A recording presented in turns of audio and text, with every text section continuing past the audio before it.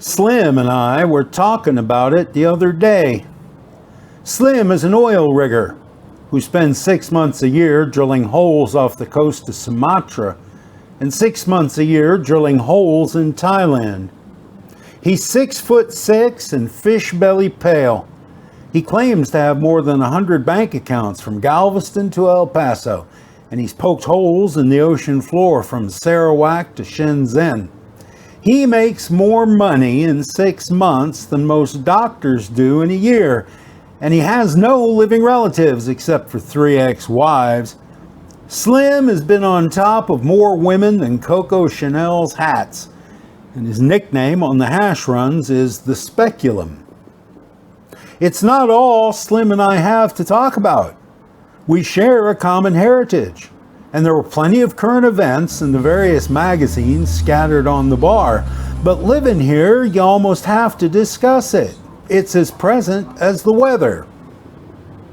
You hear one guy on YouTube describe the It Girls as angels of mercy, and another calls them victims. Everywhere a man goes, someone tries to sell it to him.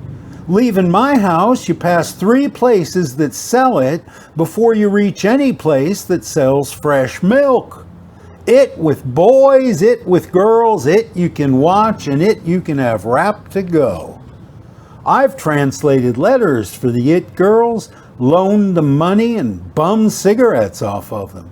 I've attended their birthday parties, their weddings, and one of their funerals, and I lead a fairly dull life. You can imagine how pervasive it is in the lives of people on Phuket who actually leave their house in the evening. Slim was complaining that nobody ever presents the positive side of it in the press. He was trying to convince me that selling and buying it need not be any more sensational than selling or buying any other renewable resource. I use condoms, he said. Real high quality American ones too. I never hurt these here gals. I'm real careful not to let them hurt me none. He threw back the last of his beer, and I watched his Adam's apple bob up and down over my head. I'm generous with my money, and I speak real polite Thai to them. I tell them they don't have to rub my feet, and I let them stare at their phones. We stay in nice places, and it's room service all the way. I pay the maid and the cook and the laundry to do their jobs. I pay these here gals to do theirs. I like it, that's all. What's all the hubbub? I had to agree with him. What's all the hubbub? Once, when I was a young man, I heard an old man describe it. He said that one payday, when he was still a young man, he visited a house that was finer than any he'd ever been in before. He followed a girl in a pink dress upstairs, and an hour later handed over to her his week's pay. I've worked weeks my whole life, he said, and I don't remember one of them, but I'll never forget that girl in the pink dress. I guess that's the way I feel about it.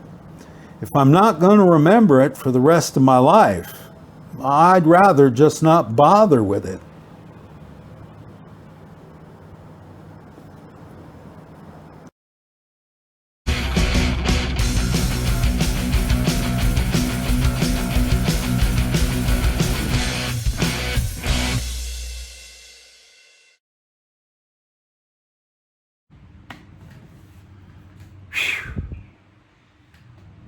It is 5 o'clock on Friday night, and I'm about to wrap up my first short movie, based on an old story I wrote back in the 90s, published in The Nation, and is now collected in one book or another, called Talking About It. If you're still watching, thank you. I love you to death. Thank you so much. I hope you enjoyed it. I hope you enjoy what's to come, because I've invested 3 weeks in building this set, and I'm going to keep shooting movies on it. You can tell, I'm sure, my degree and experience are in stagecraft, not in editing, not in sound recording, not in choreography, not in lighting, certainly. But I've had a lot of fun learning how to do those things. This is a new phone, a new iPhone, and I love it. I love it to death. And I bought a light. So there you go. Yeah. So listen, I want to tell you a story. This is a big radical departure. This kind of filmmaking is a big radical departure from what's been on this channel in the last 25 weeks. And it has invigorated me. I liked it very much. I hope you did too. Even if you didn't like it, I'm going to keep doing these and revisiting these old stories. Excuse me. I don't know how relevant my stories of Phuket in the 90s are going to be to you living wherever you live in the 2020s. But I enjoy the heck out of this. So, like I said, I'm going to keep doing it. So here's the story. 1980, I took a degree bachelor's degree in stagecraft from the University of Iowa. I got a 7-month unpaid internship at a place called the St. Nicholas Theater in Chicago. It was a theater started by David Mamet, had a good 30-year run. It's closed now, but it was a well-respected art theater in Chicago on Delancey Street. And it was a 7-month unpaid internship, 16 hours a day, 7 days a week for 7 months. Unpaid, I stress that. So I go up there in June and I get a little shitty apartment and start going to work. And I did 4 shows up there, got to smoke pot with James Lapine, who went on to do Sunday in the Park with George, with Sondheim, and a bunch of other good stuff. And back then we were just the only two pot smokers in the theater. So we'd go up on the roof and talk about theater and smoke joints. It was a great summer, hot as hell, but it was a great summer in Chicago. After 4 months, a friend called me from Memphis and said, if you can get down here in 24 hours, we're starting rehearsals on Man and Superman by George Bernard Shaw at a place called Theater Memphis. Very well respected, 400-seat professional quality theater, and it's a paying gig. It's production stage manager. Can you get down here in 24 hours? I said, hell's yeah. The next morning I got up, I rented a truck, I loaded everything I had, and I went to the theater to quit. And I was working on 2 shows at that time. I was running props for a show at night and in rehearsal during the day for the next show. I was walking out of 2 shows with no notice and no excuse except money. And the production TD, the technical director who I quit with, said, well, you'll never work in this town again.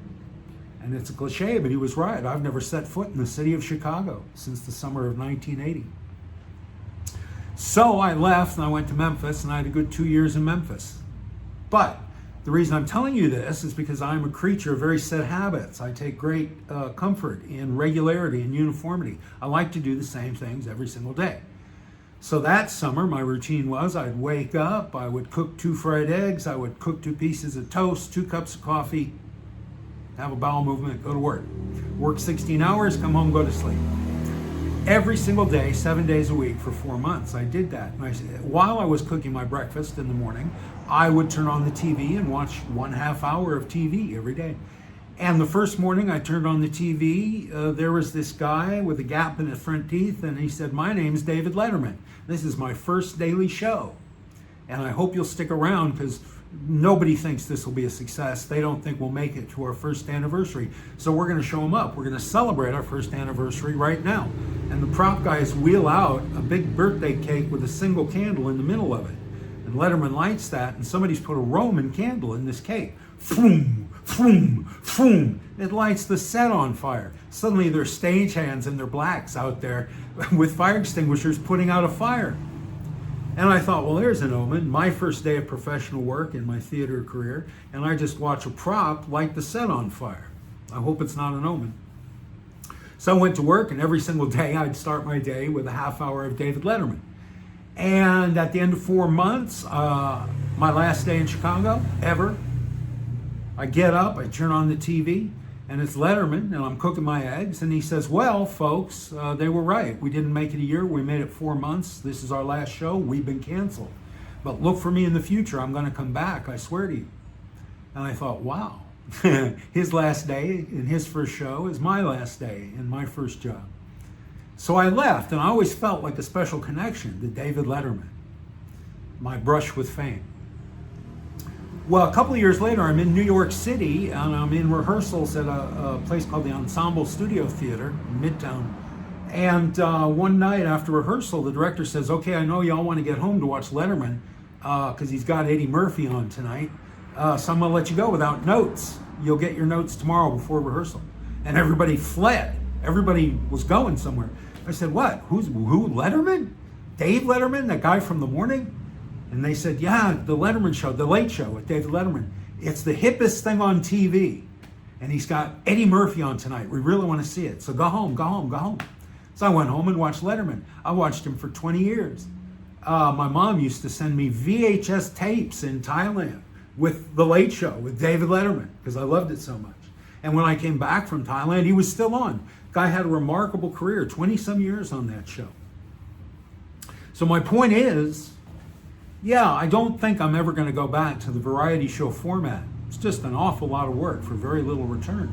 I'm going to keep making stories. Now I've got a ton of stories that are set in bars on Phuket. So I'm going to keep making them. If you liked it, well, even if you don't. So there it is. Thank you very much. That's my time. I very much appreciate your attention. I love you all. Have a good week. Bye.